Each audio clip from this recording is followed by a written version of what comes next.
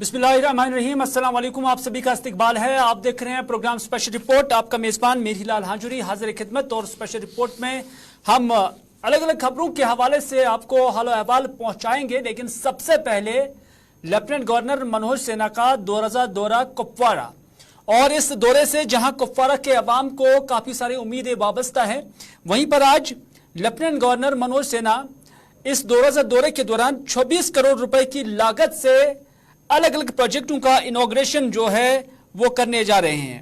और मुतअद्दिद जो स्ट्रक्चर्स है या मुतअद्दिद प्रोजेक्ट्स है, उनकी संग बुनियाद भी लेफ्टिनेंट गवर्नर मनोज सिन्हा आज कुपवाड़ा के अंदर रख रहे हैं। आपको बताते चले कि मनोज सिन्हा 2 रोज़ा दौरे पर कुपवाड़ा में है, और आज उन्हें हायर सेकेंडरी ग्राउंड कुपवाड़ा में लोगों की एक खासी तादाद से खिताब भी किया, जिस दौरान उन्होंने जम्मू कश्मीर के अंदर और खुसूसन जिला कुपवाड़ा के अंदर क्या तरक्याती प्रोग्राम है, क्या तरक्याती मंसूबा है, उस पर उन्होंने रोशनी डाली है। साथ ही साथ यहां पर चीफ सेक्रेटरी भी आज मौजूद थे।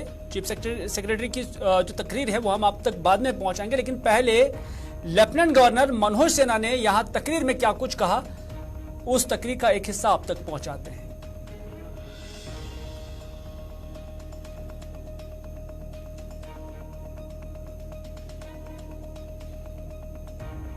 कीपिंग पर काफी ध्यान यहां दिया गया है।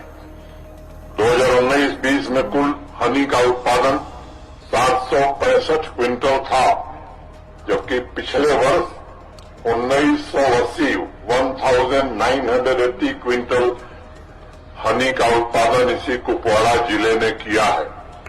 मिल्क प्रोडक्शन में अब कुपवाड़ा सरप्लस बन गया है। पिछले वित्तीय वर्ष में 264 डेयरी यूनिट यहां स्थापित की गई थी, लेकिन इस वित्तीय वर्ष में 300 डेयरी यूनिट कुपवाड़ा के विभिन्न इलाकों में स्थापित हो रही हैं। ये प्रगति है कुपवाड़ा की। अभी कई साथियों ने एग्रीकल्चर और रिलायंस सेक्टर की बात करी। पिछली बार हंदवाड़ा में भी मैंने जिक्र किया था, और आज भी मैं इस बात को कहना चाहता हूं कि आप जमीन पर जो लागू हो रहा है होलिस्टिक एग्रीकल्चर डेवलपमेंट प्रोग्राम, ये जम्मू कश्मीर प्रशासन सुनिश्चित कर रहा है कि किसान भाइयों की आमदनी दुगुनी नहीं 4 साल में 3 गुनी से ज्यादा होगी। मैं आपको यकीन दिलाना चाहता हूं, और ये उनकी कमाई अस्थायी हो। जिले के नौजवान साथी भी इस सेक्टर में नए इंटरप्राइज शुरू कर सकें, इसका भी उसमें इंतजाम किया गया है। मौसम की मार के कारण मैं जानता हूं कि प्रकृति के कारण किसानों को काफी क्षति होती है। पहले 2 ही जिले थे यहाँ के जहां फसल बीमा योजना लागू थी। अब जम्मू कश्मीर के हर जिले में फसल बीमा योजना पूरी तरह से लागू कर दी गई, और हार्टिकल्चर के भी जो हमारे किसान हैं उनके लिए भी योजना के टेंडर। नाज़रीन, कुपवाड़ा के अंदर आज लेफ्टिनेंट गवर्नर मनोज सिन्हा मौजूद थे। उनकी तकरीर तो अपनी जगह, लेकिन चीफ सेक्रेटरी अरुण कुमार मेहता ने जो तकरीर की है उसमें उन्होंने कहा कि जो साबिका सरकारें जम्मू कश्मीर के अंदर रही हैं, उन साबिका सरकारों ने 2.5 लाख बैकडोर एंट्रीज या बैकडोर रिक्रूटमेंट्स जम्मू कश्मीर के अंदर किए हैं। यानी 2.5 लाख के करीब लोगों को बैकडोर एंट्रीज के जरिए, जो अरुण कुमार मेहता यानी चीफ सेक्रेटरी के मुताबिक मुस्तहिक नहीं थे, लेकिन उन्हें तैनात किया गया अलग अलग डिपार्टमेंट्स के अंदर। और उन्होंने कंपैरिजन किया। उन्होंने कहा कि उन सरकारों में और आज की सरकार में यह फर्क है कि हम फ्रंट डोर से ये तकर्रुरियां कर रहे हैं, लेकिन साबिका सरकारों ने बैकडोर से ये तकर्रुरियां की। उन्होंने कहा कि भले ही हमने 25 से 30 हजार के आसपास से लोगों को रोजगार दिया, लेकिन हमने उसमें ट्रांसपेरेंसी रखी, लेकिन साबिका सरकारों ने 2.5 लाख के करीब लोगों को बैकडोर एंट्रीज किए। लेकिन अब सवाल यह भी उठता है कि अगर किसी ने गलत किया है, क्या कानून के अंदर उनके खिलाफ कार्रवाई का कोई प्रावधान है, कोई एक्ट है, कोई शिक है?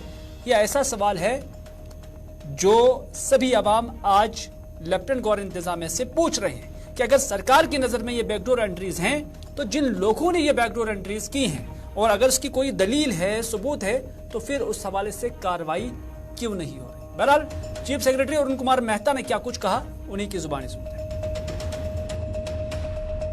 लोगों ने ये बोला कि ये इस सरकार में रोजगार नहीं दिया जा रहा है। 21-22 में सबसे ज्यादा रोजगार दिए गए थे इस गवर्नमेंट के द्वारा।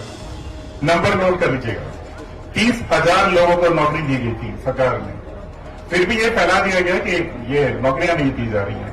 बैकडोर से नहीं दी जा रही, ना दी जाएंगी, लेकिन फ्रंट डोर से सबसे ज्यादा दी जाएंगी, ताकि वो जो गरीब के बच्चे हैं उनको भी उतना ही हक मिलेगा जितना दूसरों को मिलता है। मैं एक आंकड़ा जब बोलता हूं तो मुझे बोलने में भी शर्म आती है। 2.5 लाख से ज्यादा लोग बैकडोर से लगा दिए। ये कैसा सिस्टम होता है भाई? ये किस तरह का सिस्टम है? इसलिए ये उम्मीद रखना कि बैकडोर से लोग लगा दिए जाएंगे, उस उम्मीद को छोड़ देना चाहिए।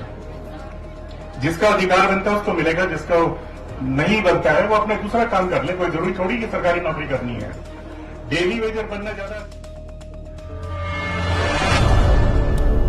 दिल्ली विजन को लेकर भी अरुण कुमार मेहता ने बहुत कुछ बोला है, लेकिन डॉक्टर फारूक अब्दुल्ला भी यहां बोले। डॉक्टर फारूक अब्दुल्ला ने जिन्होंने हाल ही जम्मू के अंदर एक मीटिंग की थी, जिसकी सदारत भी की थी, और उसके बाद जम्मू कश्मीर के अंदर सियासी हलचल में बदलाव नजर आ रहा है।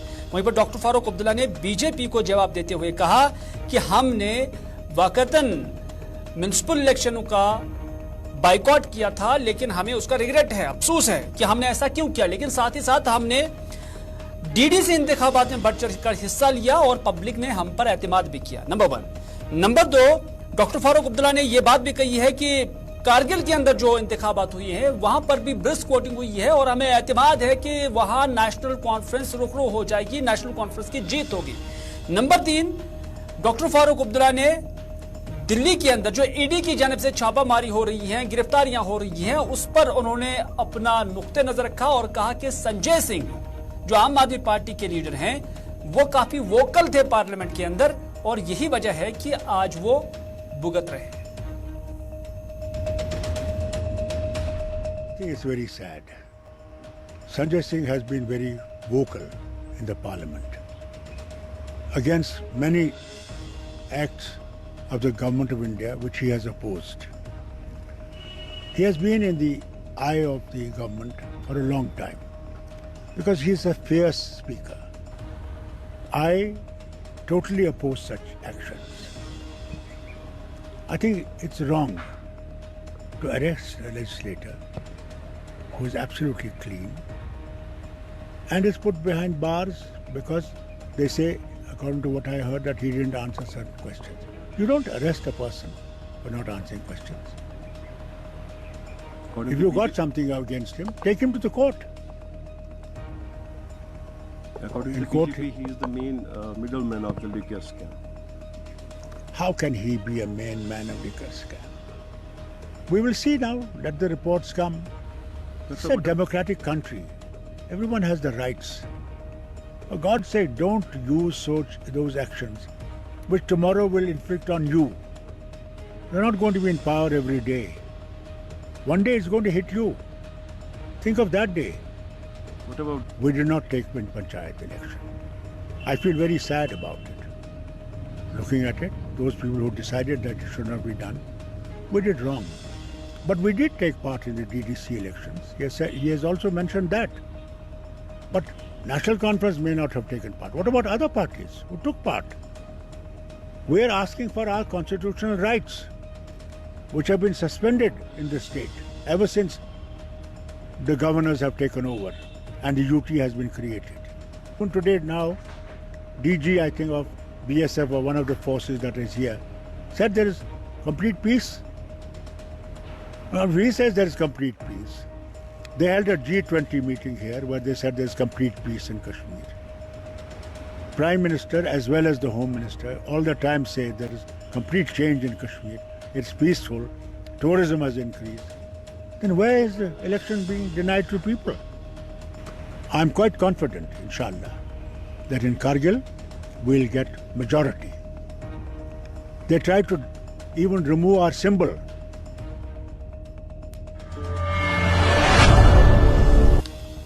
नाज़रीन, तंबाकू नोशी, सिगरेट नोशी, ये सब मुज़र सेहत है और ये पैगाम अगरचे इससे पहले भी अवाम तक पहुंचाया गया था, लेकिन उसके बावजूद भी अवाम सिगरेट नोशी और तंबाकू नोशी से बाज नहीं आती। और यही वजह है कि आज directorate of health services Kashmir की जानिब से श्रीनगर के अंदर एक सिंपोजियम का इनेकाद किया गया, जिसका मकसद मीडिया सेंसिटाइजेशन था।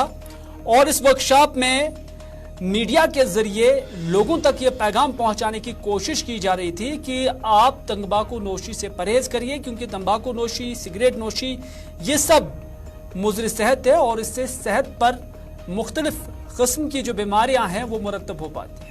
तो इस वजह से इन अमराज से बचने के लिए लोगों को तंबाकू नोशी नहीं करनी चाहिए।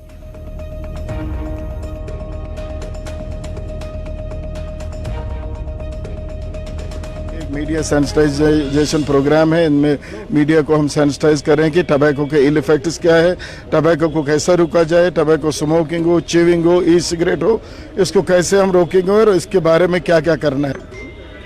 हमारा जो सिगरेट स्मोकिंग है, इसके बाद वो बड़ी बड़ी एडिक्शंस में जाते हैं ताकि उसके भी रुकावट आ जाए। बाकी मेरी लोगों से यही गुजारिश है कि वो हमारी जो डिपार्टमेंट है, जो गवर्नमेंट है, हालांकि हर एक डिपार्टमेंट अपना काम कर रहा है। इस साल भी हमने कुछ 1.5 लाख से ऊपर जुर्माने भी आयद करे, क्योंकि हमने कुछ विलेजेस टबैको फ्री करार दिए थे। कुछ जो भी education institution in collaboration with directorate of education and other institutions, वो हमने टबैको फ्री करार भी दिए हैं। और आप बड़ी दूर दूर तक आप नहीं देखोगे, कहीं हायर सेकेंडरी होगी, हाई स्कूल होगा तो वहाँ आपको सिगरेट की दुकान।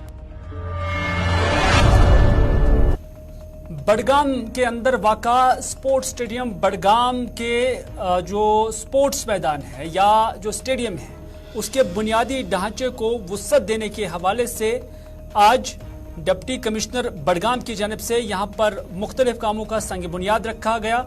और इस दौरान यहाँ पर आज अगरचे कुछ खेल मुकाबलों का भी एहतमाम किया गया था, जिसमें आज डिप्टी कमिश्नर ने खुद भी हिस्सा लिया। लेकिन असल में यहाँ ये जो तकरीब थी, ये यहाँ के स्टेडियम के बुनियादी ढांचे को बढ़ावा देने और उसे वुसअत देने के लिए यहाँ पर ऑर्गेनाइज की गई थी।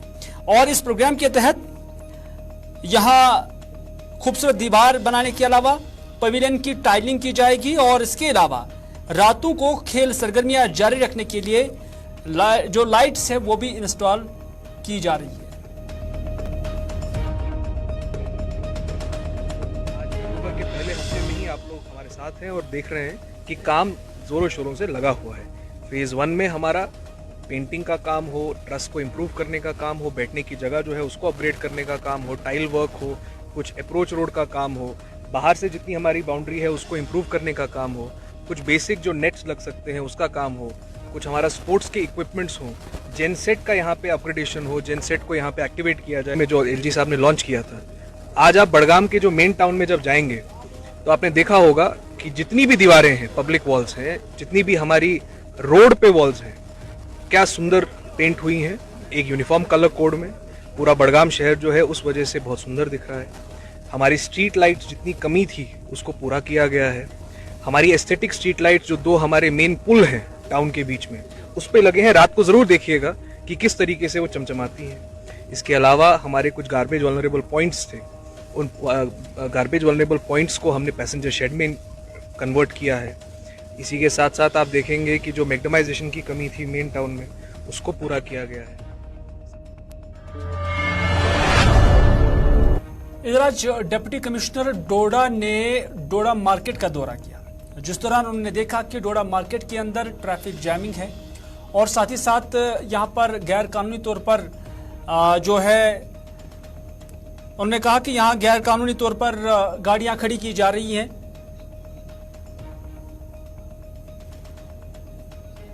गैर कानूनी तौर पर यहाँ पर गाड़ियां खड़ी की जा रही हैं और उसका उन्होंने नोटिस लिया। और इस दौरान जो डिप्टी कमिश्नर है, उन्होंने यहाँ सूरत हाल का जायजा लेने के बाद जो एनफोर्समेंट विंग है, पुलिस की विंग को एक्टिवेट किया, जिसकी वजह से यहाँ उन वायलेटर्स को जिनने गैर कानूनी तौर पर सड़कों पर गाड़ियां खड़ी की थी, उनके खिलाफ कार्रवाई करते हुए उन्हें चालान भी किया और कुछ लोगों से जुर्माने भी वसूल किए।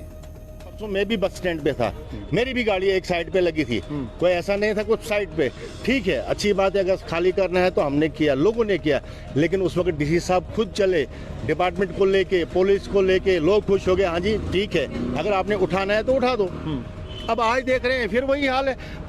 ओल्ड बस स्टैंड में एक साइड से वो बढ़ती जा रही है, जगह लोग ले रहे हैं, दूसरी साइड से पुलिस वाले दो खड़े होते हैं। दूसरी बात ये है, जो ये लिंक रोड्स हैं, सपोज ईदगाह रोड है, नगरी है, तोंदवा है या बाकी रोड्स हैं, वहाँ पे ऐसी गाड़ियाँ लगी होती, 2-2 साल से देखी मैंने गाड़ियाँ उसी जगह है। किसकी गाड़ी है?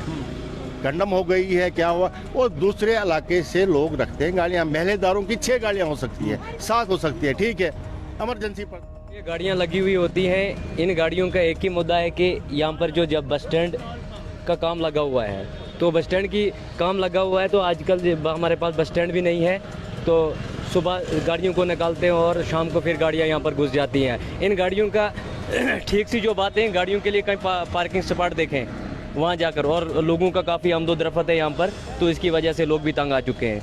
कितनी दिक्कत आ रही है काम करने में? इस तरह से क्या काम करते हैं आप? देखिए सर, हम काफ़ी दिक्कत आ रही है लोगों को। सर, डिप्टी कमिश्नर की जानिब से यहाँ पर सड़कों को या सड़कों पर जो खड़ी गाड़ियां थी उनको हटाया गया था, लेकिन लोग मुतमईन नजर नहीं आ रहे। इस एतबार से लोगों का कहना है कि इस बाजार के अंदर उनका कारोबार भी है, लेकिन साथ ही साथ अगर कोई ग्राहक आएगा तो वो गाड़ी खड़ी कहाँ पे करेगा, क्योंकि यहाँ नियर या नजदीक में कोई पार्किंग स्लॉट भी नहीं है। तो इस वजह से जहाँ सड़कों को काबिल आमदरत बनाने के लिए काम तो किया जा रहा है, वहीं पर इन गाड़ियों को खड़ा कहाँ पे किया जाएगा, पार्क कहाँ पे किया जाएगा, उस निस्बत से भी डिप्टी कमिश्नर साहब को नोटिस देना होगा और जो मुतबादिल अरेंजमेंट है वो कर देने चाहिए, ये डोडा के अवाम कहते हैं। इधर NIT श्रीनगर की जानिब से भी आज एक तकरीब मुनक्कद हुई है और ट्राइबो इंडिया के नाम से ये बैन अवी तकरीब श्रीनगर के अंदर मुनक्कद हुई है, जिसका इस साल थीम था सस्टेनेबल डेवलपमेंट थ्रू ट्राइबोलॉजी। और आज की इस तकरीब में कश्मीर यूनिवर्सिटी की वाइस चांसलर नीलोफर खान यहाँ पर मेहमान खास मौजूद थी। इसके अलावा NIT श्रीनगर के डायरेक्टर के अलावा NIT से वाबस्ता असातिज़ा और दीगर लोग भी यहाँ पर मौजूद थे। ऑफ कोर्स NIT ने ऑर्गेनाइज की हुई है, ट्राइबोलॉजी पे है। आप देख रहे हैं कि डिफरेंट जो कंपनीज है वो यहाँ पे हैं, मैन्युफैक्चरर्स हैं, तो हमारे लिए कश्मीर यूनिवर्सिटी के लिए, NIT के लिए तो है ही एक प्लेटफॉर्म है हमारे रिसर्चर्स को देखने के लिए, हमारी फैकल्टी को देखने के लिए। कभी हम किसी इक्विपमेंट का सोचते हैं लाने के लिए, लेकिन हमें पता नहीं होता उसकी निटिग्रिटीज का, तो it's a great platform. NIT has taken this job कि उन्होंने फैक्ट्रीज को यहाँ पे ले आए हैं, so it's a wonderful. I think we should promote these types of activities so that our faculty and researchers come to know what's the latest equipment that is in use in research. The theme of this conference is the use of tribology, which is very scientific thing in particularly. The use of that into sustainable development. As Kashmir region is embarking onto sustainable development now, or rather development which has to be sustainable, the use of these technologies becomes very, very critical for the success. So in that sense, it's a very apt time for institutions in Kashmir and this region particularly to organize such conferences which bring a lot of knowledge of technology, not only from within the country, from abroad also. And that will be extremely useful when वैसे अभी भी ये खबर मिल रही है कि मौलाना अब्दुल मजीद डार अल मदनी को जो उसका केस था उसको ऑनरेबल हाई कोर्ट की जानिब से डिस्पोज किया गया है और इस निस्बत से जो उनका केस था वो हेबस कॉर्पस पिटीशन थी और आज 5 अक्टूबर को इसकी पेशी थी और जो आज जज साहिब वहां पर बैठे थे जावेद इकबाल वानी, उनकी जानिब से इस केस को डिस्पोज किया गया है। और इस तरह से ये बड़ी खबर आ रही है श्रीनगर के हाई कोर्ट से, जहां पर मारूफ आलिम-ए-दीन अब्दुल मजीद डार अल मदनी को या उसका जो केस है उसको डिस्पोज किया गया है।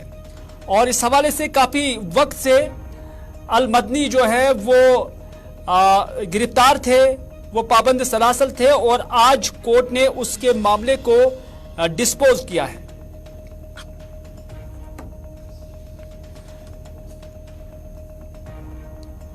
फैसल रियाज इस वक्त हमारे साथ टेलीफोन लाइन पर मौजूद है, उन्हीं से मजीद डिटेल्स जाने की कोशिश करेंगे। फैसल, क्या मालूमात है इस खबर के हवाले से जो अभी इतला मिल रही है कि आज पेशी थी मारूफ आलिम-ए-दीन अब्दुल मजीद डार अल मदनी के हवाले से, उसमें क्या कुछ पेशरफ्त हुई है?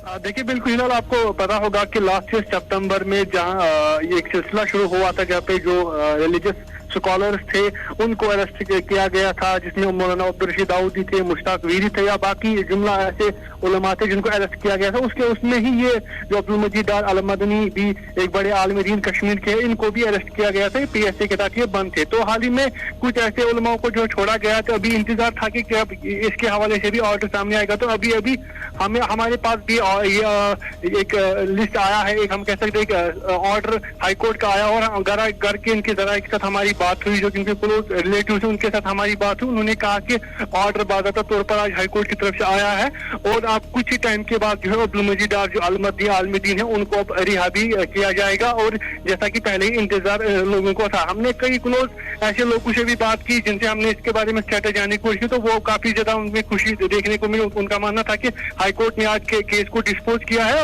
और कुछ ही दिनों के बाद या आज ही उनकी जो है रिहाई मुताबिक हो सकती है। और उन्होंने ये इंफॉर्मेशन हमें अभी दी है कि या तो आज ही उनको रिहा किया जाएगा या अभी 1-2 दिन में उनको रिहा किया जाएगा। जैसा कि पेशी जो है आज थी हाई कोर्ट में, जिस तरीके से ये स्टेटस जो है केस का दिखाया जा रहा है। चलिए बहुत बहुत शुक्रिया फैसल पूरी जानकारी देने के लिए। फिलहाल हाई कोर्ट की जानिब से इस केस को जो आज सिंगल बेंच यहाँ पर जस्टिस जावेद इकबाल की जानिब से यहाँ पर चलाई जा रही थी और उस दौरान उन्होंने मज़कूरा मौलाना के जो केस है उसको डिस्पोज किया है और इस तरह से बहुत जल्द अब मुतवक्का है कि अदालत के अहकामात पर उन्हें रिलीज भी किया जाएगा। और जैसे कि फैसल हमारे नुमाइंदे उन्होंने ये भी कहा कि उनके रिश्तेदारों के साथ उनकी बात हुई है और उनमें खुशी की लहर दौड़ गई है, क्योंकि इससे पहले भी कुछ जो उलमाई किराम हैं उनकी रिहाई हुई थी और पूरे कश्मीर के अंदर उसका वेलकम भी किया गया था। तो एक बार फिर से एक और आलिम दीन अब्दुल मजीद डार अल मदनी को रिहा करने के हवाले से अब ऑर्डर्स हाई कोर्ट श्रीनगर की जानिब से आए हैं।